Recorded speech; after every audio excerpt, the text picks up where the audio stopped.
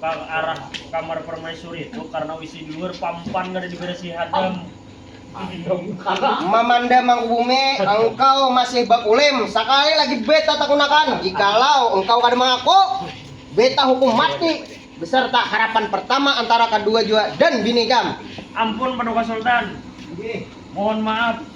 Ulun jujur sejujur-jujurnya. Nah, ini kan berdiri lah, maju kayak berdiri kayak. Maju aja kah? Ya kan. Kadang-kadang bagus lah.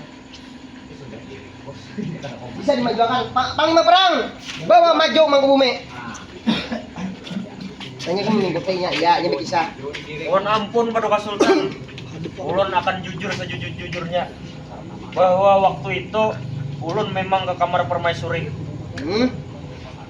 Ada saya ketiga. Ya, terus Ulun masuk ke kamar permaisuri membawa seorang bayi Paduka Sultan. engkau membawa seorang bayi. Bayi siapa nih yang bawa? Yang ulun bawa adalah anak ulun yang bini-bini Paduka Sultan. Anda kalau nak abah tuh, takuni. Banyak angin gitu. Nampak tadi dia pian. Tolong na Pak. Tolong kai. Hana, ya kalau nak, hana itu kami takkan abah kalau. Itu mau abah itu. Kayaknya kita nunggu kok dari abah.